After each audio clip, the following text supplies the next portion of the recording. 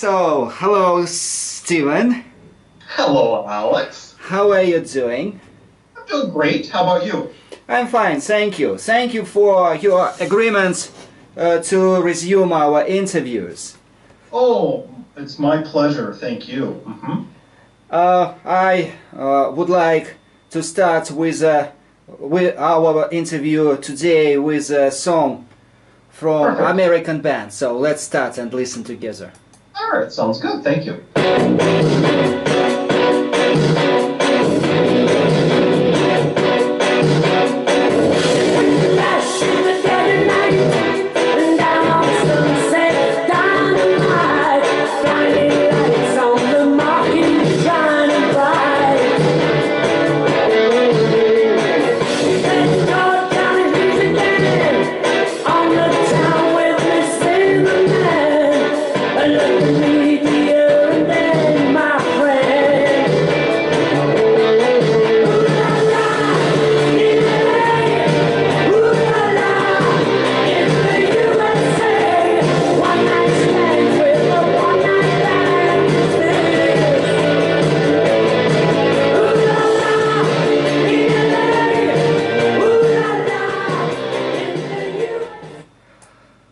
Well, but our today's program not about music.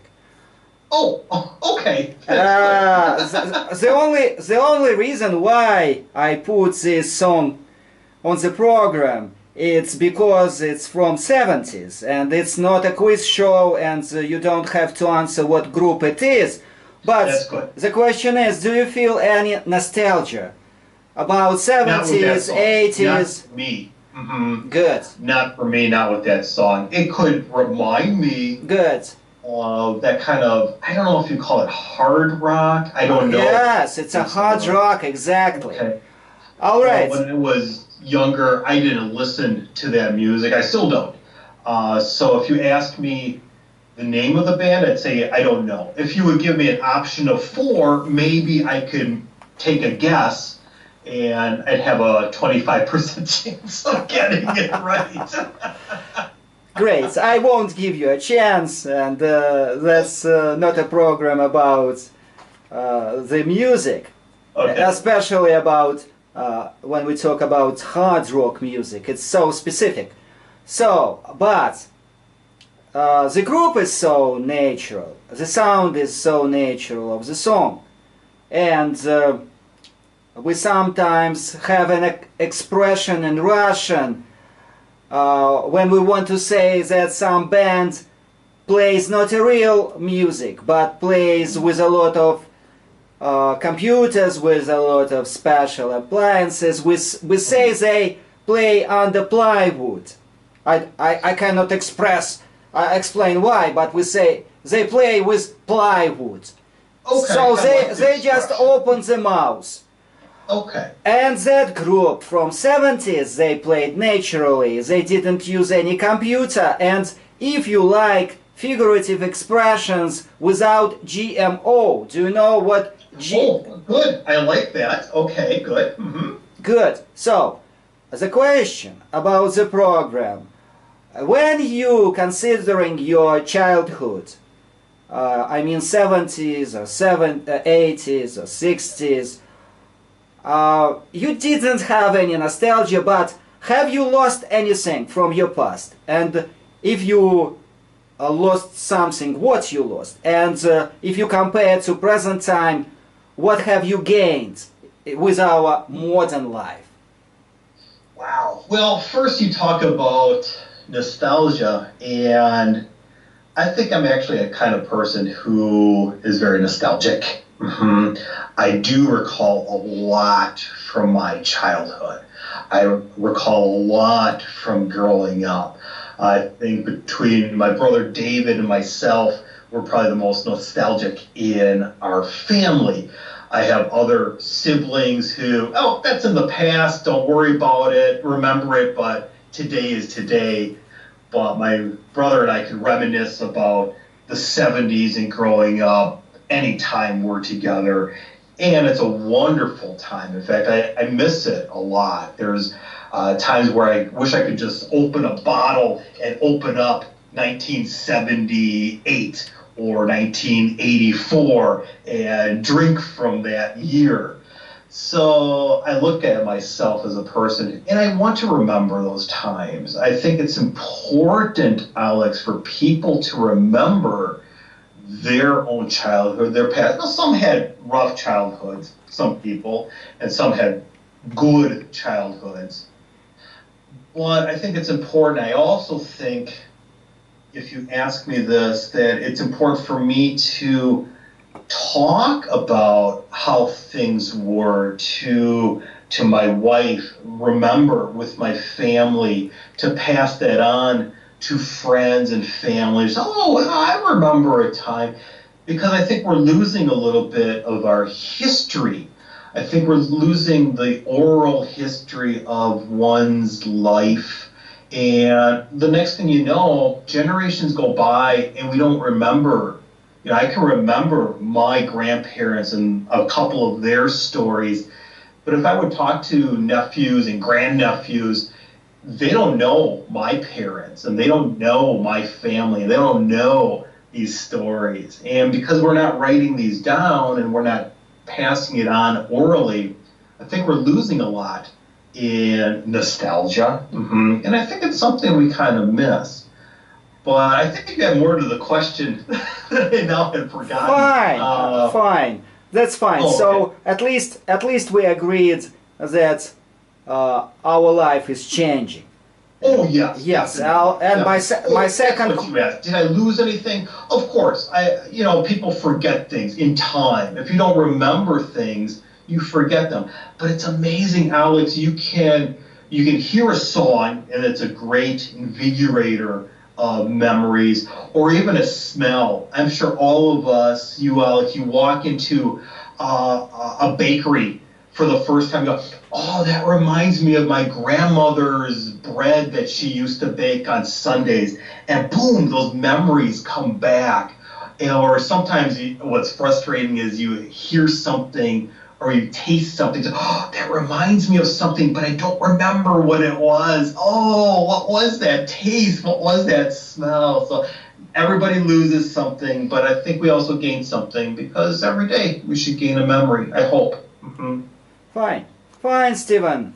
Fine. Have the same feelings and have the same senses when I pass something from 70s or 80s, and I have nostalgia. But next question, or probably next part of our discussion, that life is changing now, it's a question about cooperation. So the biggest difference between our world and past world is that we now live in a corporate world. World full of corporations, and besides classical understanding of cooperation, it's a factory which or chain of factories.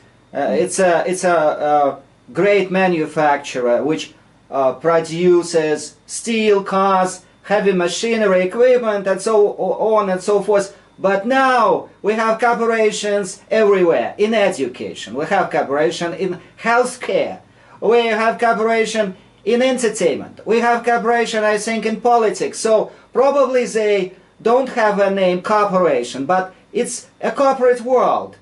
Does it disturb you that we live in a corporate world now? Absolutely, 100% corporate world. I think, business is business, economy is economy, and it's important for all nations to have a good economy. But outside of that, I think the biggest difference is the separation now from corporation to the individual. That if I need something, if there's a problem, I don't have a direct person to talk to. I can't just walk in and say, oh, I had a problem with this, can you help me? Now, I'll call this number and somebody will contact you and this and that, and it takes days to get something resolved. Or I think back in the day, back where you could walk in and say, okay, well, this doesn't work. Can you help me with this? Can you repair this? And more personal, more one-on-one service. And I think one of the biggest, talk about memories, I remember a time talking about banking as a corporation. When I first opened up my bank accounts, when I started working at whatever age, 16 or so, and I became a person. I would walk into the bank, and in time, it'd be, oh, well, hi, Steven, how are you? How's your mother? And all of a sudden, the banks got away from being that personal one-on-one to this big corporation where my small bank disappeared. It got eaten up by bigger banks, headquarters located in another state, located away from where I lived. And now all of a sudden, I didn't recognize the people because they all got replaced. And now I wouldn't walk in anymore where it was, hi, Steven. Now it was just, okay, what's your ID number? Okay, good. And I thought, I wasn't comfortable anymore. I went from this really nice, big smile, welcome to our bank, have a cup of coffee, to deposit or withdrawal. Okay, anything else? Okay, next. And so that's my example of corporation where we lose the personal identity, but unfortunately, I don't think we're going to go back. And we're not going to see that what they call the mom and pop store anymore, that real tiny store that sells a few products. Oh, sure, every town might have one, but it gets eaten up by that big Walmart corporation or the like. Mm-hmm. And again, for good or for bad, there's a convenience in going to a huge supermercado like that and getting everything you need in one visit. And that's convenience. And people are in a hurry. And they want to go to one place, get everything, and go back home.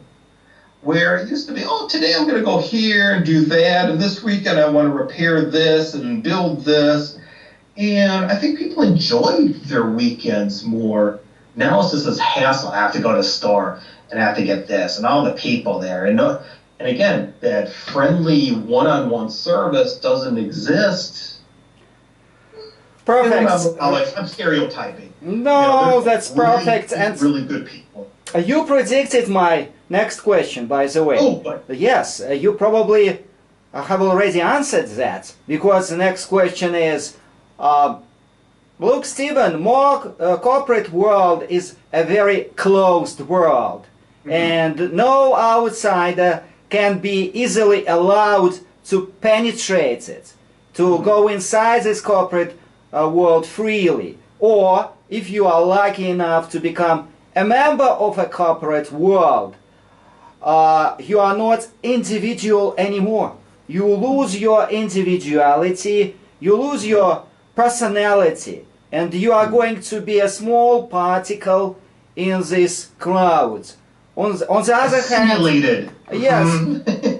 on the other hand, you are dependable on other ideas, other advice, corporate ethic, and do you need brains? So, do you think what is the relationship between a person and corporate ethic or corporation? Or probably you have already answered that question.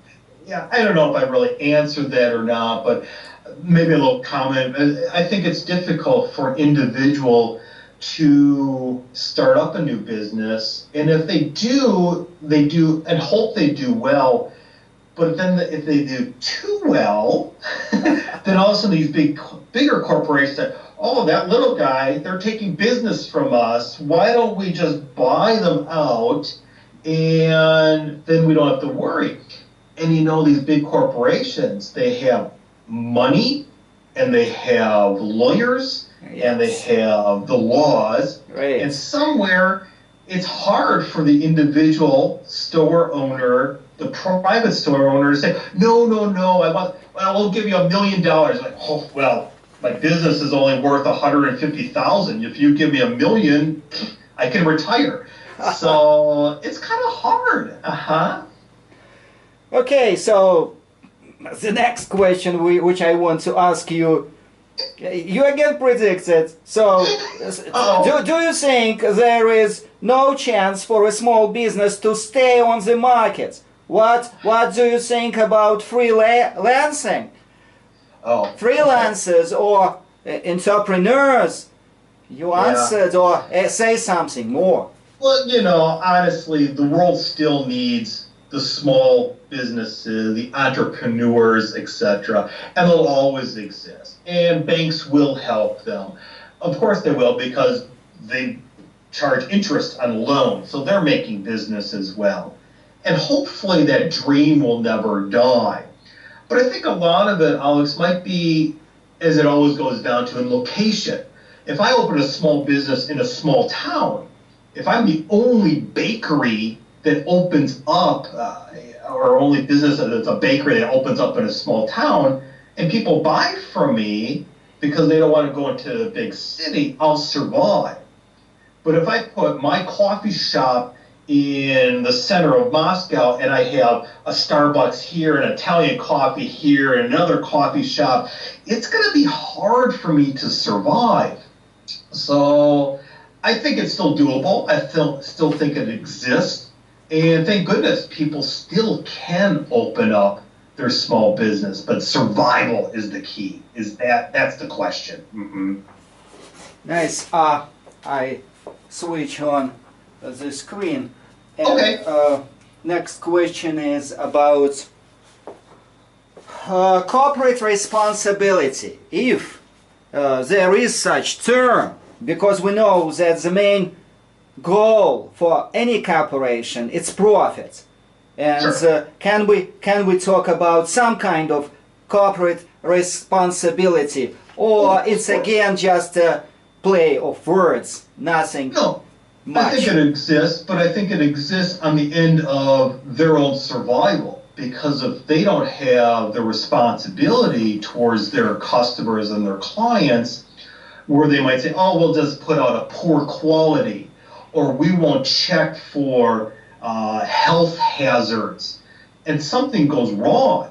If I say, oh, I'm going to put out a bad quality tire for cars and trucks, and if I don't have the responsibility to check safety, and these tires start exploding or popping, and people are getting into accidents, and people are getting hurt, that's going to point right back to the corporation, and all of a sudden people will get fired, other people will buy the other tire brand, and so I think it exists because it has to exist for survival again. So I agree. I think that still is there.